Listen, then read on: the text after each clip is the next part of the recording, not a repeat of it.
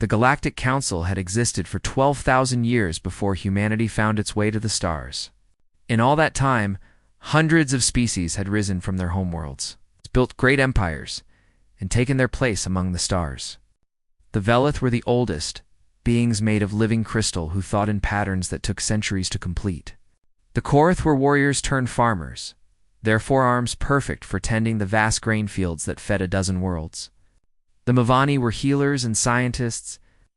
Their slender forms and 6 eyes evolved for delicate work in laboratories and hospitals. These species and many others had learned to live together. They traded goods and knowledge. They settled disputes through diplomacy. They built a civilization that spanned the galaxy. And then the humans arrived. Commander Lisa Grant remembered the first contact like it was yesterday. Even though 20 years had passed, she had been a young lieutenant then, serving on one of the first human ships to venture beyond their home system. The Velith scout that found them had been confused at first.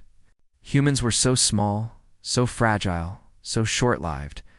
How could such creatures have built ships that crossed the void between stars? But humanity proved itself quickly. Too quickly, perhaps. Lisa stood on the observation deck of the starship Wanderer, watching the stars streak past as they traveled through hyperspace. The ship hummed around her, a familiar sound that had been her constant companion for most of her adult life. She had given everything to the fleet, to the dream of humanity taking its place among the stars. And now that dream was ending. Admiral Henry Cole walked up beside her. He was an old man now, his hair white and his face lined with decades of service. But his eyes were still sharp, still full of the fire that had made him one of humanity's greatest military leaders. "The Council's decision is final," he said quietly. "We have 3 days to cross the boundary. After that, any human ship found in Council space will be considered hostile." Lisa shook her head slowly. "I still don't understand. We helped them. We solved problems they had struggled with for centuries. We saved lives, ended wars, cured diseases. Why do they hate us for it?" Henry was quiet for a long moment. Outside the viewport, the stars continued their endless dance. Uncaring of the small dramas playing out among the species that lived between them. "They don't hate us," he said finally. "They fear us. And maybe they're right too." He pulled out a datapad and showed her a timeline. It listed humanity's achievements since first contact. 20 years of accomplishments that no other species had matched in millennia. We solved the Korth grain blight in 6 months. Their scientists had worked on it for 300 years. We ended the Velith Civil War with a single diplomatic mission. A conflict that had lasted for 8 generations, and we resolved it in a week. We developed a cure for the Mavani plague in our first year of contact. They had lost 2 billion people to that disease over 5 centuries. "Those are good things," Lisa said. "Those are achievements to be proud of." "They are. But think about how it looks to them." Henry put the datapad away.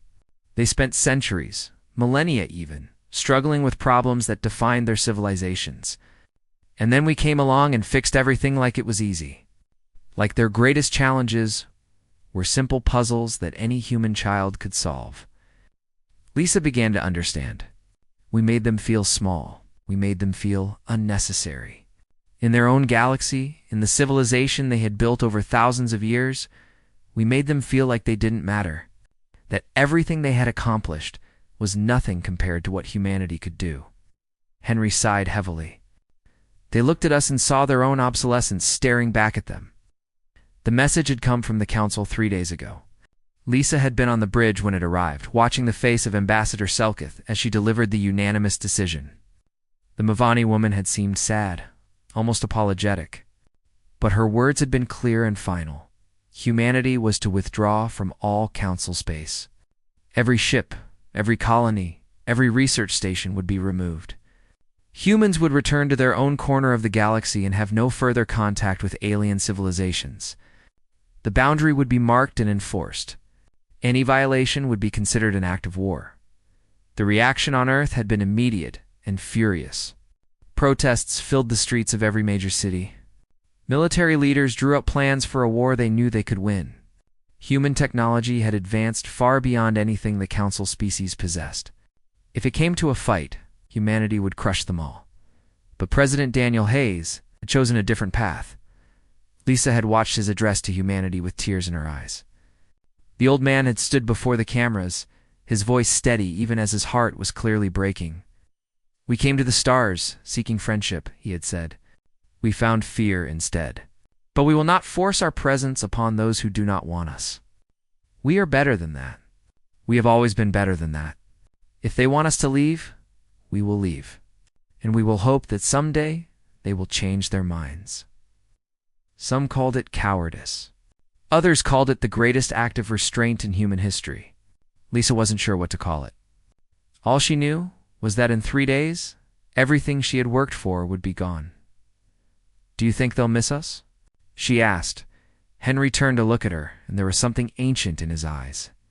A wisdom that came from decades of watching species interact, of understanding the complex dance of pride and fear that governed galactic politics. "They don't know it yet," he said, "but they already do." The next 3 days passed in a blur of activity. Human ships gathered at the boundary, forming a great armada that stretched across the void. Colony ships carried millions of humans away from worlds they had called home. Research stations were packed up, experiments ended, partnerships dissolved. On the last day, Lisa stood on the bridge of the Wanderer as it prepared to cross the boundary. Behind them, the galaxy they were leaving stretched out in all its glory. Billions of stars, trillions of worlds, countless species going about their lives.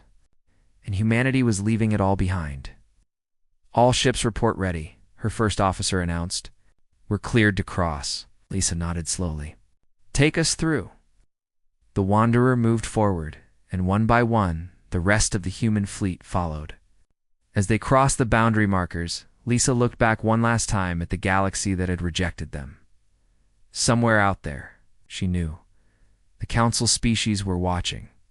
Perhaps they were celebrating. Perhaps they were relieved. Perhaps they were already beginning to regret a decision that could not be undone. Whatever they were feeling, Lisa made herself a promise. Humanity would not forget what it had learned among the stars. They would not let their knowledge fade or their skills diminish. They would wait, and they would watch, and when the galaxy needed them again, they would be ready. She just hoped it wouldn't be too late. 6 months after humanity crossed the boundary, the first signs of trouble began to appear.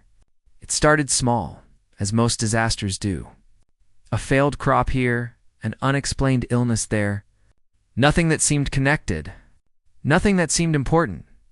High Chancellor Vethla of the Korath stood in the agricultural monitoring center of his homeworld, watching red warning lights spread across the map like drops of blood and water. His forearms hung limp at his sides, a posture of defeat that he had never allowed himself to show in public. But there was no one here to see. The scientists had given their reports and fled. Unable to face him with the full truth of what was happening, the grain blight had returned. 20 years ago, the humans had solved this problem. A young scientist named Lisa Grant had led the team that identified the cause and developed the cure. It had taken them 6 months to do what Korath scientists had failed to accomplish in 3 centuries. The blight was supposed to be gone forever, but nature had other plans. The disease had mutated, evolved, adapted to the countermeasures the humans had created. And now it was spreading faster than before, consuming the vast grain fields that fed 3 billion Korath. Across a dozen worlds, Vethel reached for his communication device. "Connect me to the human research station on Kepler 7, he ordered. The silence that followed seemed to stretch forever. "Hi, Chancellor," his aide said carefully. "The humans are gone. They withdrew 6 months ago." Per the Council's resolution, Vethel closed his secondary eyes, a gesture of profound grief among his people. Of course, he had voted for that resolution himself. He had stood before the Council and spoken of the need to preserve Korath independence, to prove that his people could stand on their own without human help. Now, his people would pay for that. Pride with their lives. Across the galaxy, the Mavani were facing their own crisis. The plague that humanity had cured in their first year of contact had been dormant, not destroyed. Without human researchers to monitor its evolution and adapt the treatment, it had found a way to survive. Director Selmera stood in the isolation ward of the great hospital on her homeworld, watching through the glass as doctors struggled to save patients who were beyond saving. The disease moved quickly, turning healthy Movane into corpses within days. They had thought it was finished. They had been wrong. "We need to contact the humans," she said to her assistant. "They developed the original cure. They might be able to help." "Director, the Council resolution forbids contact with humanity. Any species that reaches out to them forfeits their membership." "Then we forfeited." Selmara spun to face her assistant, all 6 of her eyes blazing with anger. "What good is Council membership if our people are dying?" But even as she spoke, she knew it would never happen. The Mavani government would never agree to such a thing. Their pride would not allow it. They would rather watch millions die than admit they needed human help. The Velith faced a different kind of disaster. Without human diplomats to maintain the delicate peace between their factions, old hatreds were rising to the surface once more. The civil war that had ended so suddenly 20 years ago was threatening to begin again. Elder Crystalline, one of the oldest and wisest of the Velith, sat in her meditation chamber and tried to understand how everything had gone so wrong. The humans had made peace seem easy. They had found common ground between factions that had been enemies for 8 generations. They had seen solutions that no Velith could see. Now they were gone, and the anger was returning. Already there had been skirmishes on the outer worlds. Already the crystal gardens were filling with the shattered remains of Velith who had died fighting their own kind. She reached out with her crystalline thoughts, trying to find the pattern that would lead to peace. But the pattern would not come. It had been so clear when the humans were here. So obvious, now it was hidden. It's buried beneath layers of pain and history that she could not penetrate. The council met an emergency session to discuss the growing crises. Ambassador after ambassador stood before the assembly and described the problems their people were facing. The Korth famine, the Mavani plague, the Velith civil war. Trade routes collapsing as pirates grew bold without human patrols to stop them. Scientific research grinding to a halt as species realized how much they had relied on human creativity and insight. "We must reconsider the resolution," Ambassador Selkith argued. "The humans contributed more to our collective welfare than we ever acknowledged. Without them, we are falling apart." "Absolutely not," growled Turvash, the Korath representative. His people were starving, but his pride refused to bend. "We survived before the humans came. We will survive without them, will we?" Selkith gestured to the reports flooding in from every corner of the galaxy, because the evidence suggests otherwise. The humans were not our competitors. They were our partners. They helped us not because they wanted something from us, but because that is simply who they are. They saw problems and could not rest until those problems were solved. They saw suffering and could not look away. The chamber fell silent. Many of the delegates remembered the humans they had worked with, remembered their strange energy, their boundless optimism, their absolute refusal to accept that any problem was unsolvable. But memory was not enough to overcome fear. The vote was held, and the resolution stood unchanged. Humanity would remain in exile, and the galaxy would face its challenges alone. In the months that followed, the situation grew worse. The Korth famine spread to more worlds, killing hundreds of millions. The Mavani plague became an epidemic, overwhelming hospitals and crematoriums alike. The Velith civil war erupted into open conflict, destroying crystal gardens that had stood for 50,000 years. And through it all, the species of the galaxy looked toward the boundary and wondered what the humans were doing on the other side. Were they watching? Did they know what was happening? Did they care? Some said the humans had forgotten about them already, had moved on to build their own civilization without a thought for those they had left behind. Others said the humans were waiting, biding their time, preparing to return and conquer a galaxy that had weakened itself through foolish pride. But a few, very few, understood the truth. The humans were doing exactly what they had promised. They were staying away, respecting the wishes of those who had rejected them. They were being better than their hosts had any right to expect, and that, perhaps, was the cruelest irony of all. The galaxy had sent humanity away because they were too good at solving problems.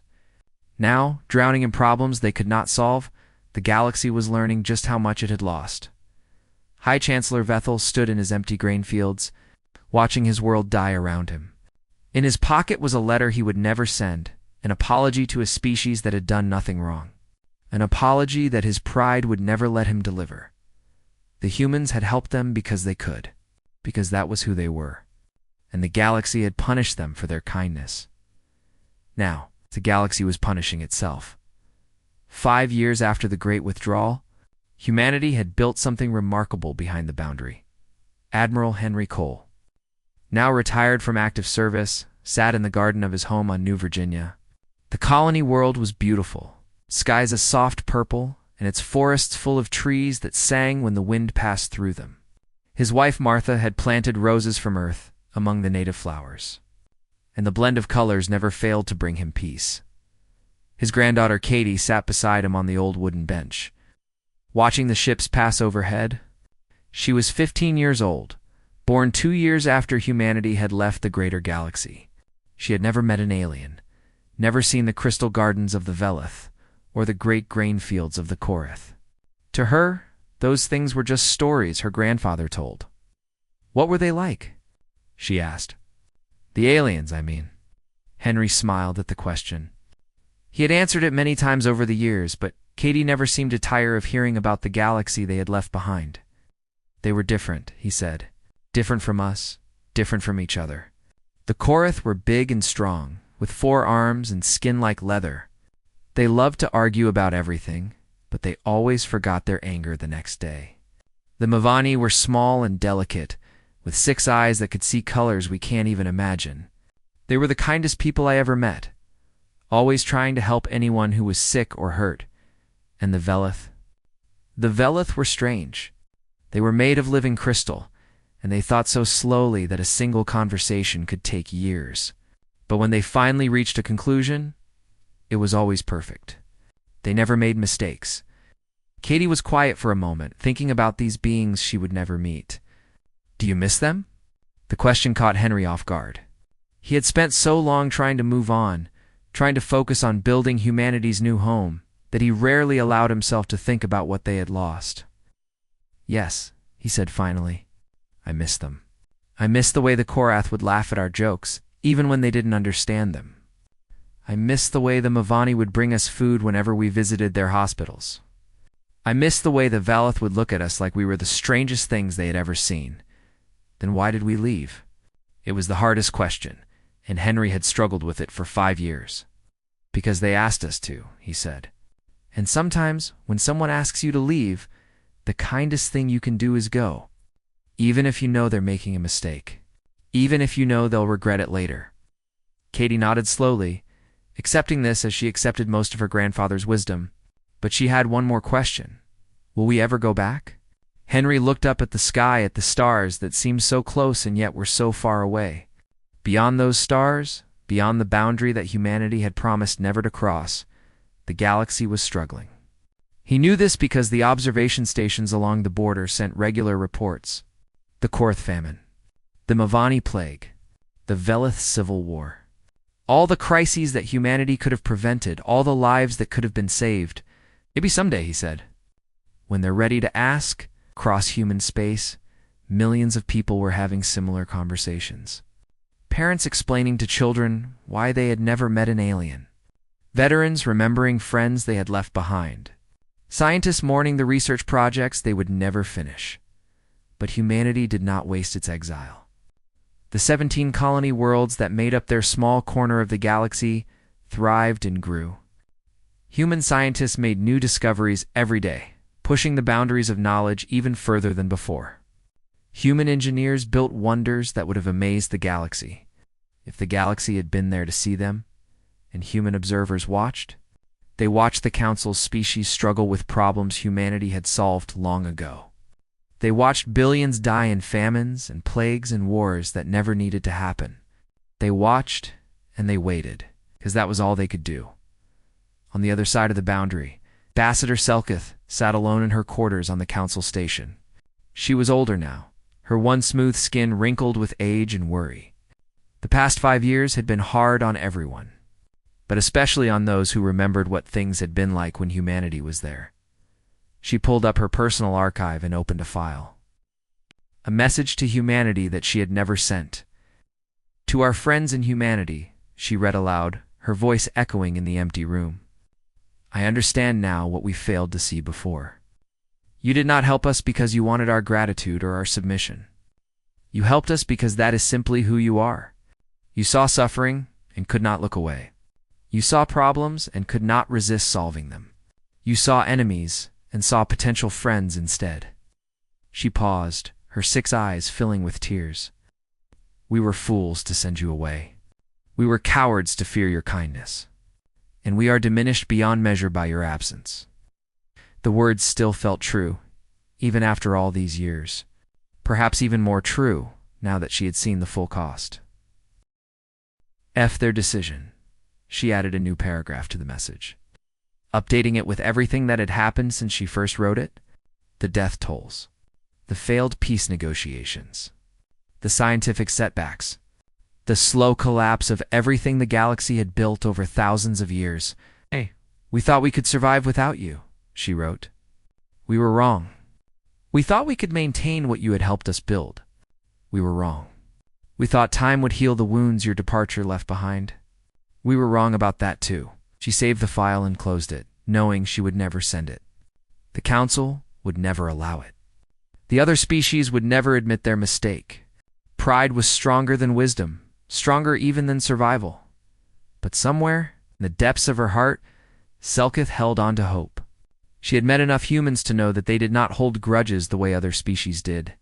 They forgave easily, moved on quickly, and always looked for the good in others, even when that good was hard to find. If the galaxy ever found the courage to ask for help, humanity would answer. Selkith was sure of that. The only question was whether the galaxy would ask before it was too late. On New Virginia, Katie Cole said goodbye to her grandfather and walked home through the singing forest. Above her, the stars were coming out. Millions of lights scattered across the purple sky. She stopped and looked up at them, thinking about everything her grandfather had told her. About the aliens who had sent humanity away, about the galaxy that was suffering because of its own fear, about the hope that someday things might change. When you're ready, she whispered to the stars. We'll be here. It was a promise she intended to keep. 10 years after humanity withdrew from the galaxy, something emerged from the darkness between stars. It came without warning, without announcement, without any attempt at communication. One moment the space around the Korath colony of Vestral Prime was empty. The next moment it was filled with machines. They were vast, each one the size of a small moon. Their surfaces were dark and cold, covered with tendrils that reached out toward anything organic. They moved with a purpose that suggested intelligence, but no signal came from them. No response to any attempt at contact. The Korath defense fleet lasted 12 minutes. The colony's ground forces lasted 3 hours. By the time the distress signal reached the Galactic Council, Vestral Prime was already dead. Every living thing on the planet had been harvested, processed, consumed by machines that seemed to hunger for organic matter. The Council named them Void Harvesters, though no one knew where they had come from or why they had appeared. Some said they were weapons left over from an ancient war. Others said they were the remains of a species that had long ago merged with their machines and forgotten what it meant to be alive. Whatever the truth, it didn't matter. All that mattered was that they were here. They were killing everything in their path. High Chancellor Vethel sent his best fleets against them. The Void Harvesters destroyed them all without slowing down. The Mavani tried to analyze their technology to find a weakness that could be exploited. They found nothing but death. The Velith attempted to communicate with them, to understand their purpose. The Harvesters did not respond. One by one, the worlds of the galaxy fell. Korath colonies, Mavani research stations, Falith crystal gardens that had stood for 50,000 years. The machines moved through space like a plague, consuming everything they touched and leaving only empty rocks behind. On the council station, the remaining leaders gathered to discuss options that didn't exist. Their fleets were scattered and broken. Their scientists had no answers. Their diplomats had no one to negotiate with. It was Ambassador Selkith who finally said what everyone was thinking. We have to contact the humans. The chamber erupted in protest. Some said it was impossible. Some said it was forbidden. Some said the humans would never help them after everything that had happened.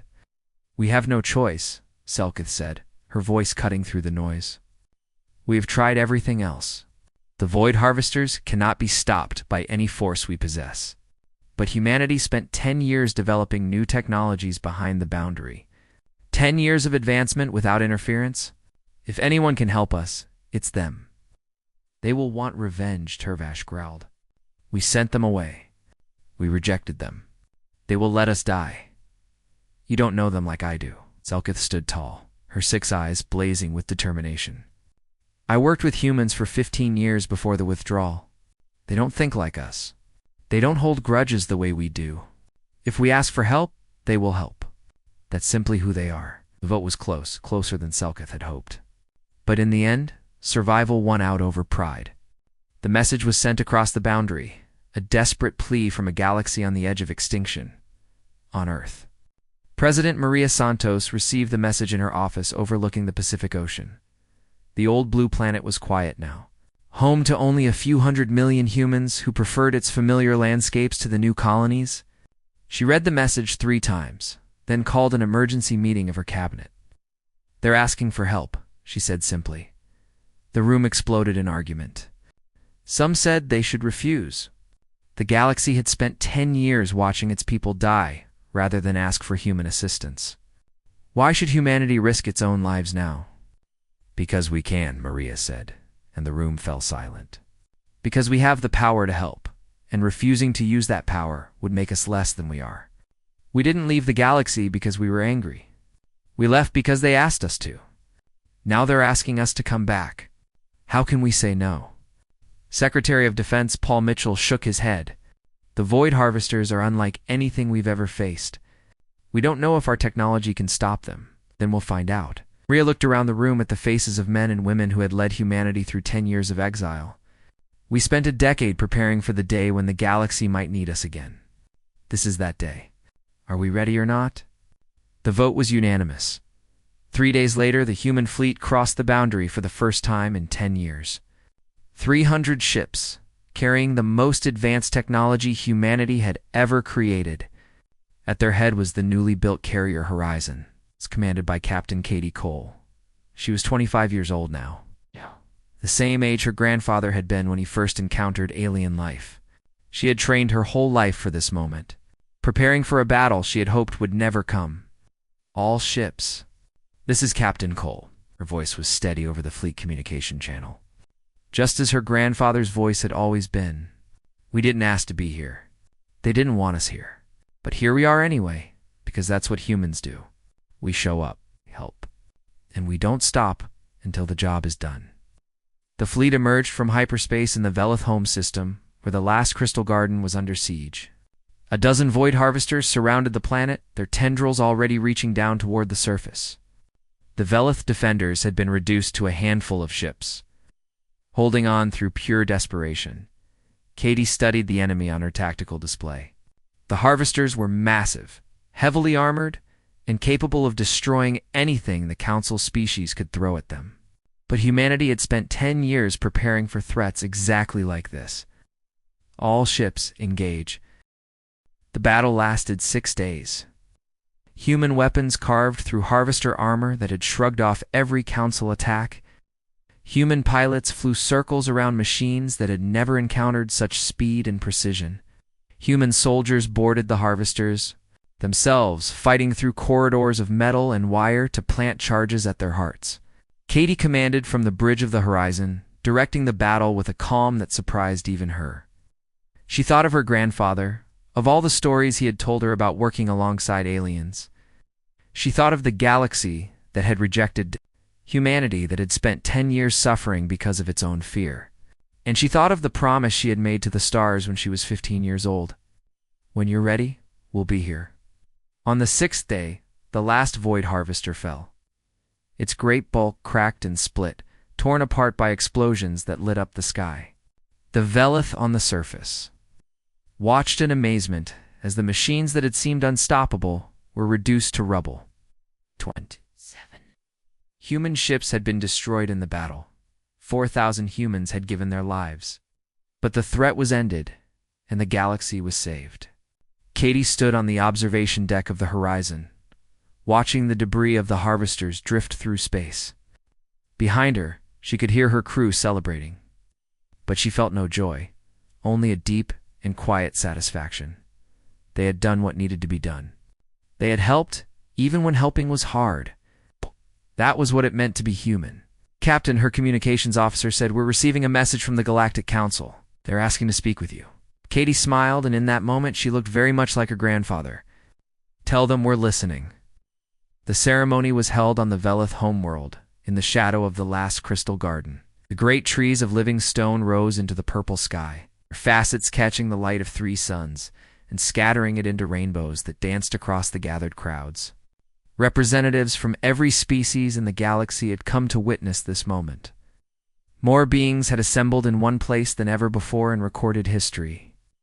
Korath stood beside Mavani, Velith beside species whose names humans had never learned. They had come to see the impossible made real, to watch humanity return to the galactic community. Captain Katie Cole sat in the front row of the human delegation, wearing her dress uniform with all its medals and ribbons. Beside her was her grandfather, Henry, who had traveled from New Virginia despite his failing health. He was 90 years old now, his body frail and his movements slow, but his mind was still sharp, and his eyes were bright with emotion as he looked around at the assembly. "Never thought I'd see this," he whispered to Katie. "Hey. I hoped, but I never really believed." Katie took his hand in hers. "You told me to wait until they were ready to ask.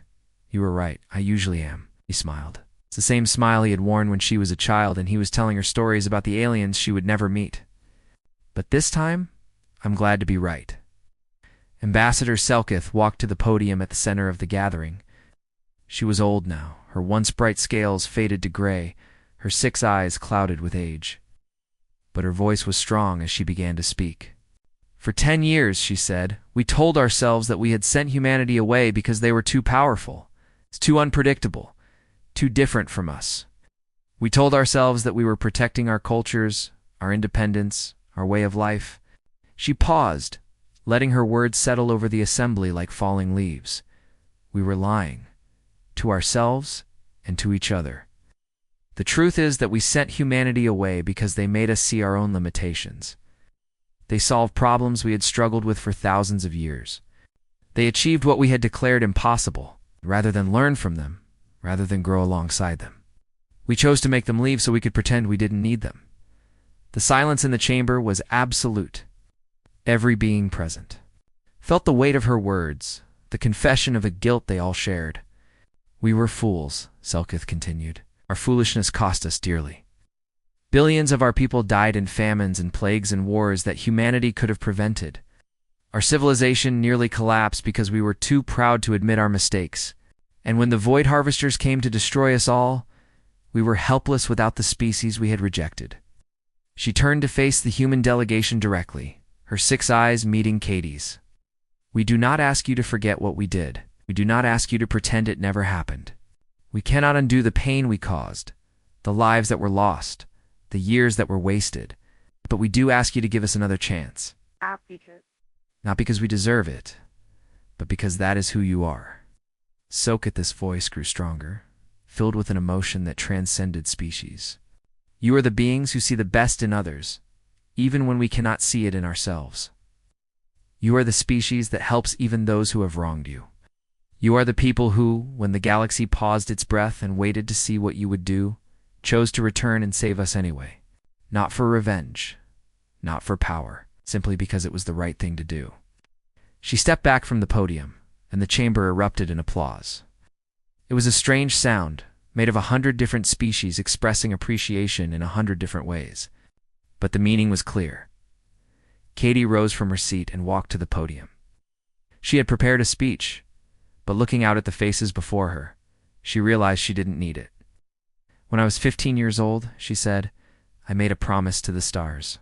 I said that when you were ready, we would be here. Today, I'm proud to say that I kept that promise. She looked at her grandfather, saw the tears streaming down his weathered face. We never wanted to leave. We never wanted to abandon the friends we had made among the stars. But we understood why you were afraid of us. We do things differently. We think differently. We solve problems in ways that don't make sense to anyone else. That can be scary. We get it. A murmur passed through the crowd, a mixture of surprise and shame. But here's what we want you to understand. We never stopped caring about you. For 10 years, we watched from behind the boundary. We saw your struggles. We mourned your losses. Every time a world fell to famine or plague or war, we felt it in our hearts. And we waited because we knew that forcing our help on you would only make things worse. Katie took a deep breath. Now we're back. Not as conquerors, not as saviors, but as partners. We don't want to solve all your problems for you. We want to work alongside you, to learn from you as much as we teach you. We want to build something together that none of us could build alone. She spread her arms wide, a gesture that somehow managed to include every being in the chamber. The galaxy is big enough for all of us. Our differences are not weaknesses. They're strengths? When we combine what makes us unique, we become something greater than any species could be on its own. That's the future we want. That's the future we're asking you to help us build. The applause that followed was deafening. It seemed to shake the very foundations of the Crystal Garden, to ripple out across the planet and into space itself. The new treaty was signed that day. Humanity would return to galactic society, not as the helpers who solved everyone's problems, but as equal partners in a shared civilization. The Council was restructured to give humanity a voice equal to the oldest species. Trade routes were reopened. Research partnerships were renewed. The galaxy began the long process of healing. As the ceremony ended and the delegates began to disperse, Henry Cole took his granddaughter's hand. "You did good," he said simply. "We all did," Katie replied. "You spent your whole life teaching us how to be the kind of people who could do this, who could forgive and move forward, who could help even when helping was hard." Henry smiled, looking out at the galaxy that was finally ready to welcome them home. When humanity departed, he said, the galaxy paused its breath.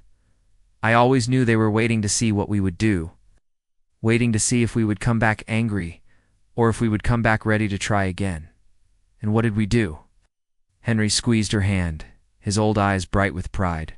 We came back human. Above them, the crystal garden caught the light of 3 suns and scattered it into 1,000,000 rainbows. Ships from 100 worlds passed overhead, their lights blinking greetings in 100 languages. And somewhere, in the vast darkness between the stars, the galaxy began to breathe again. This time, it breathed with hope.